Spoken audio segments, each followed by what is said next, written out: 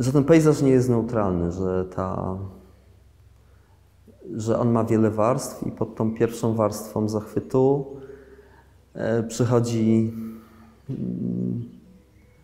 przychodzi taka refleksja właśnie, ale co tutaj było?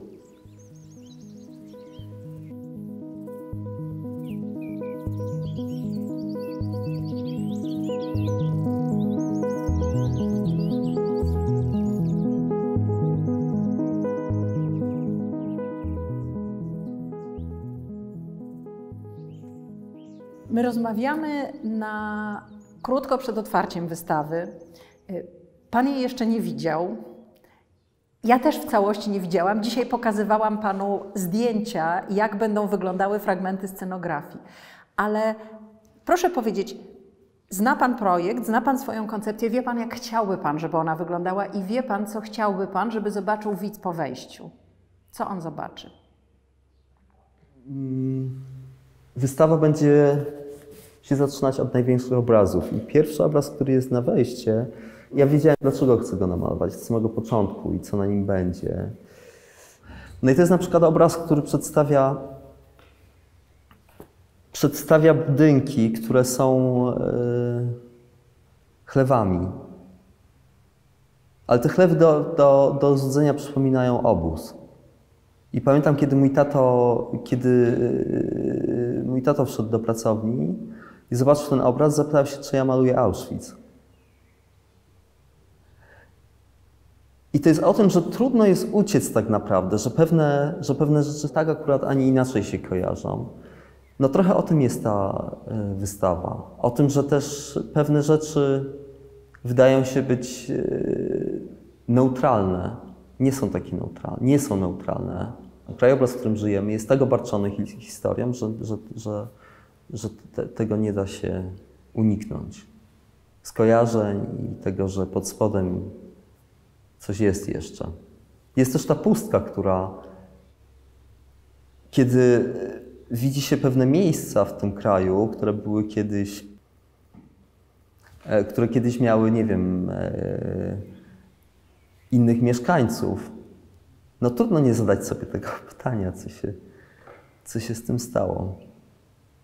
Taka pustka w krajobrazie bez Żydów. Tak.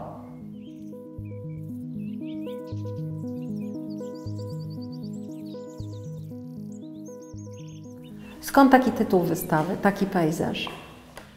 Tytuł wymyślił Adam Szymczyk i jest zaczerpnięty z piosenki Ewy Demarczyk. A słowa napisał Andrzej Schmidt. Ja nie znałem tej piosenki, kiedy usłyszałem tę piosenkę, to pomyślałem sobie, że to jest dokładnie, to jest opis kraju. Jakoś stykało mi to właśnie z obrazem kraju po wojnie, w którym jeszcze są echa wojny i wydaje mi się, że to też w dużej mierze wzięło się z tego, że ja znam filmy, które opisują tę rzeczywistość. Opisują, ale oczywiście nie tylko powojenną, ale też wojenną. I trochę wydaje mi się, że to jest idealny tytuł, idealny tekst do tej wystawy.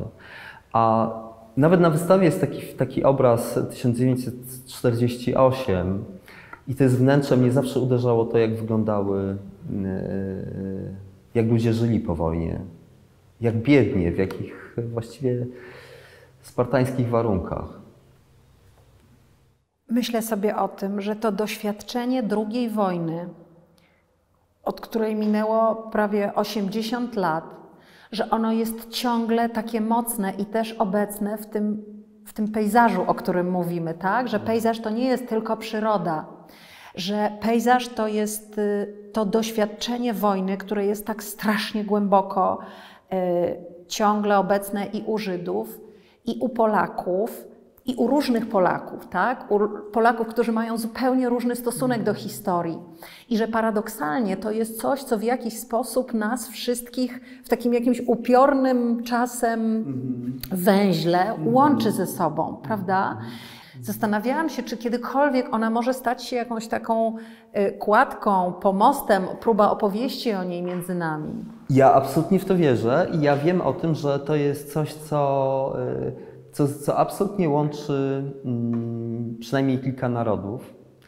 Być może dzięki temu, że jesteśmy kolejnym pokoleniem, które nie jest bezpośrednio, które zna to z opowieści, z przekazów, z doświadczeń, ale też z doświadczeń rodzinnych. Często mi się zdarza, na przykład rozmawiając z Niemcami, którzy akurat oni się uporali z tą historią. To jest niesamowita rzecz, że właściwie ten kraj, który spowodował II wojnę światową, jest podawany jako przykład tych, którzy się przyznali i jakoś tam sami ze sobą dogadali. Że oni to, i być może dlatego łatwo się z nimi rozmawia, że oni są też, też mają doświadczenie takie krytyczne wobec tych pokoleń, lata Baader-Meinhof i tak dalej, jakieś takie radykalne postawy. Ale że oni się przyznali że oni po prostu nie zaakceptowali postawy swoich rodziców i tak dalej. I bardzo dobrze mi się z nimi rozmawia. Ja nawet pomyślałem sobie, ja wiem, że ta rozmowa o II wojnie światowej z pokoleniem, z naszym pokoleniem, nieraz bywa jak kołdra. Że wszyscy się pod nią dobrze czujemy. Że możemy w ten sposób rozmawiać. Oczywiście to jest też jakiś tam przywilej. A przynajmniej z tymi, którzy wiedzą, którzy traktują historię właśnie, przyjmują ją z całym ciężarem i dobrem, jeśli takie jest za historią.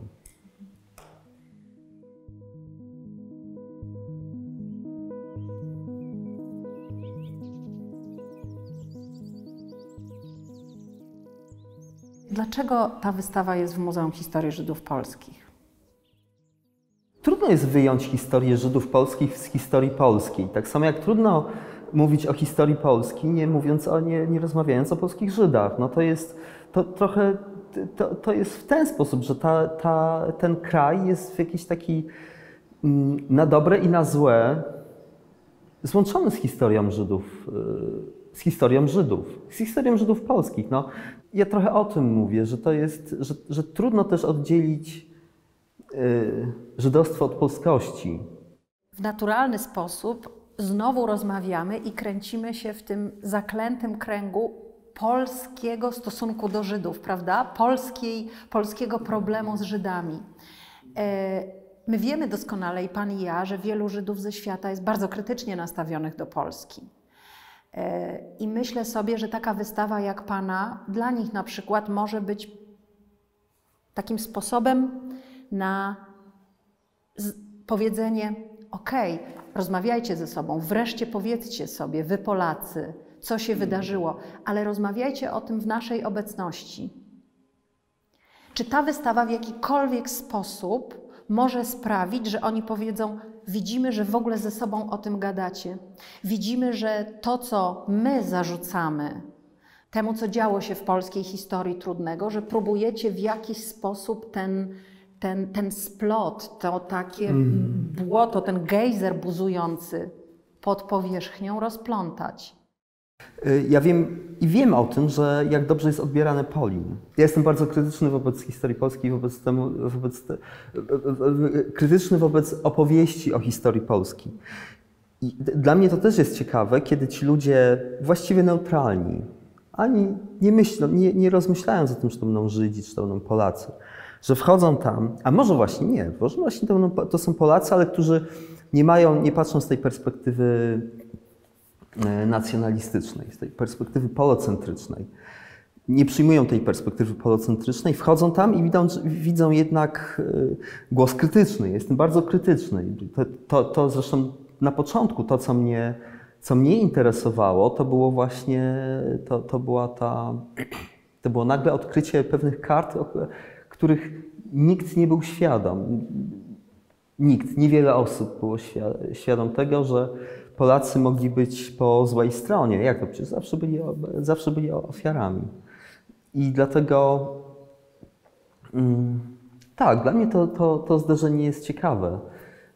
Ale to, co ja sobie stawiam za zadanie, to jest takie, żeby nie schlebiać. Zawsze daję sobie ten glejt, że ja tutaj mieszkam i tutaj próbuję to zmienić, prawda? Więc, ale dlaczego o tym mówię? Mówię o tym, że nie chciałbym schlebiać, nie chciałbym wchodzić w swoim malarstwie w rolę filosemity. No, pewnie jestem filosemitą, mnie to bardzo interesuje i mam do tego bardzo emocjonalny stosunek. To nie jest tylko kwestia zainteresowania oczywiście. Bo te emocje, o których Pan mówi, ja to absolutnie rozumiem, bo to są takie mieszanka trochę wstydu, trochę chęć obrony, trochę dumy. Bardzo... Ja myślę, że to jest taki moment, kiedy miotają nami sprzeczne emocje. Sami potrafimy być krytyczni, ale jeżeli ktoś jest krytyczny wobec nas, to jest trudne. Tak. A chciałam się Pana zapytać, czy umie Pan, bo my jesteśmy mniej więcej z jednego pokolenia, czy Pan jest w stanie wskazać takie momenty w czasie Pańskiego dojrzewania, kiedy to Pana zabolało? Kiedy Pan poczuł, że coś jest nie tak z tym łagodnym pejzażem, który widzimy dookoła siebie? No to tak, to były te trzy, tak mi się wydaje, 3 zdarzenia. Zawsze się na nie powołuję, no ale trudno od nich uciec. To jest to, że wyszła książka Grossa, że Sąsiedzi, że w Polsce po polsku został wydany Maus Spiegelmana i że telewizja wyświetliła akurat Planet, ja to oglądałem na Planet, wyświetlili Shoah. No i to jest ta perspektywa zupełnie przekręcona. Ja przyznaję, że ten temat nie był mi obcy, bo mnie to jakoś tam interesowało. To znaczy,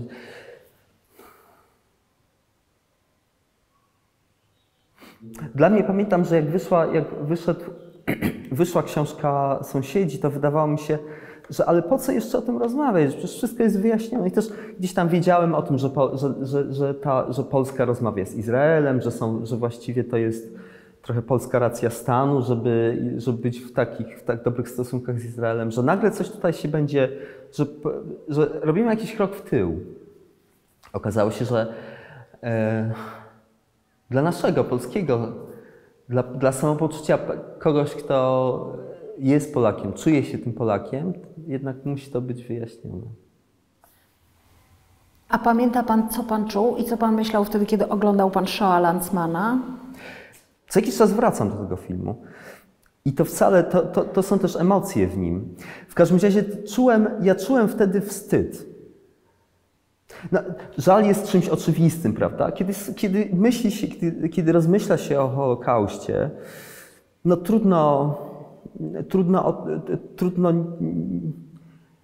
no to właściwie można tylko płakać, prawda? Kiedy myśli się o osobach. Człowiek, który odwiedza Oświęcim, kiedy widzi jakieś pojedyncze, nie wiem, but i tak dalej, można płakać, prawda? I to jest jakieś oczywiste, ale ja czułem wtedy wstyd. Wstyd, że w tak beznamiętny i w taki, że to jest jawny, że tam się ujawnia polski antysemityzm w tym filmie. Ale wie Pan, to jest ciekawe, że Pan mówi, że wraca Pan do tego filmu, bo ja całkiem niedawno też obejrzałam pierwszy odcinek Shoah po raz kolejny i nagle zobaczyłam tam zupełnie inne rzeczy. Nigdy wcześniej ich nie widziałam. Ja kiedyś też czułam wstyd, zażenowanie, że ojej, ja mogę być traktowana jako osoba z tej samej, nie wiem w ogóle jak mam to nazwać, grupy, narodu. Ktoś może identyfikować mnie z tymi ludźmi, którzy beznamiętnie pokazują, a tędy Żydki jechały i ja im tak pokazywałem, że w domyśle, że jadą na śmierć. Ale dzisiaj zobaczyłam co innego. Po pierwsze, dzisiaj zobaczyłam i niezwykle zwróciłam uwagę na tą tłumaczkę, która właściwie czuła się trochę tak, myślę, jak ten stan, o którym my mówimy. To znaczy, ona musiała być profesjonalna, musiała to wszystko powtarzać, a widać było, jak ona próbuje używać innego języka, jak troszkę próbuje coś przekręcać, ułagadzać. To było dla mnie niesamowite. I na wystawie zobaczymy niezwykły Pana obraz przedstawiający ją właśnie. Czy może Pan trochę opowiedzieć o tym, dlaczego ten obraz namalował tak, jak namalował? ona jest świadkiem rozmowy, tak jak Lanzmann rozmawia ze świadkami zagłady. To było dla mnie takie ciekawe, taka paralela ciekawa. Ale ja też widzę siebie trochę w roli tej tłumaczki. Że to jest tak, jak ja bym chciał... Próbuję sobie to wszystko chyba jakoś wytłumaczyć, tak żeby pogodzić te dwie strony. I tam po jednej stronie jest ten Lanzmann, po drugiej stronie są polscy chłopi. I żeby to jakoś nie wybuchło, no to próbuję pogodzić te dwie strony. Więc wydaje mi się, że to jest trochę... A to jest też ciekawe dla mnie, bo teraz nie wiem, czy to jest właściwe... Ja bym jej nie namalował chyba bez twarzy, bo ona ma tam twarz dla mnie teraz. Ja robiłem do przewodnika, zrobiłem rysunki, na których ona ma twarz. Ona jest właściwie ona jest najważniejsza na tych rysunkach. Jest dla mnie ważniejsza niż Lanzmann i ważniejsza niż rozmówca Lanzmana.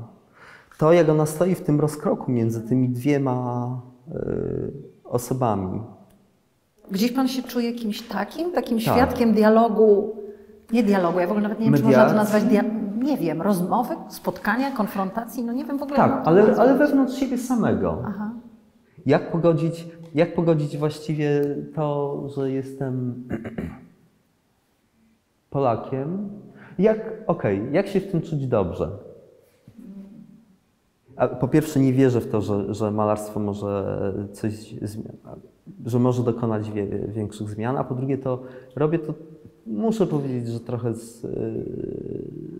to jest bardzo egoistyczna praktyka.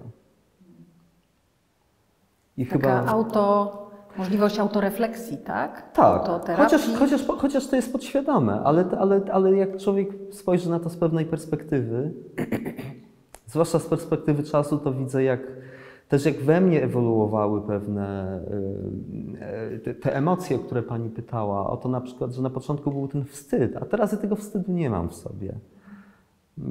Myślę, że też wstyd, jakiś ciężar, że pozbyłem się tego przez to, że sam musiałem się dowiedzieć, musiałem sobie to jakoś opowiedzieć. A to jest wystawa, do której przygotował pan właściwie taki dosyć nietypową rzecz jak na wystawę, czyli przewodnik po niej.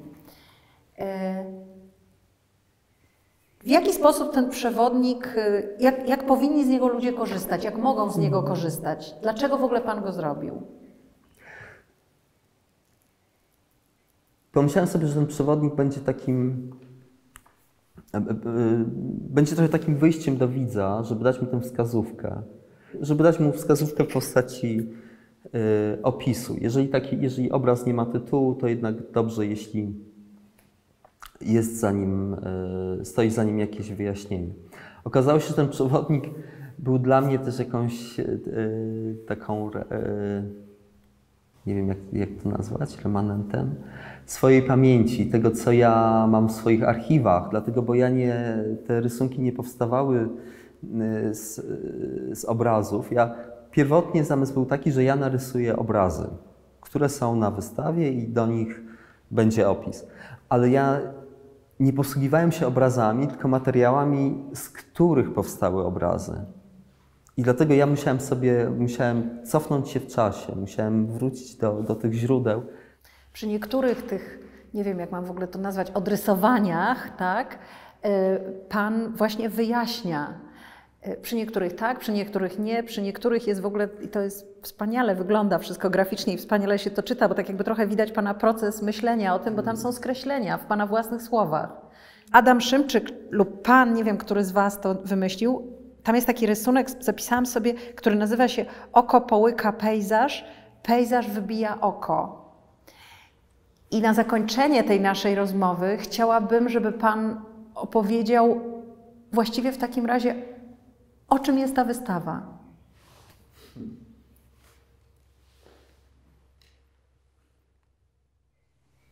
W dużej mierze o pejzażu, ale pejzażu też tak dosłownie rozumianym. Ja nie lubię tego określenia pejzaż wewnętrzny i tak dalej. To jest takie, bywa to pretensjonalne, ale wydaje mi się, że myślę teraz literalnie o polskim pejzażu, którym ja właściwie jestem i przysiągnięty, mieszkam w nim, żyję z nim.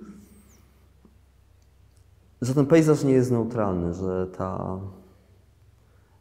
że on ma wiele warstw i pod tą pierwszą warstwą zachwytu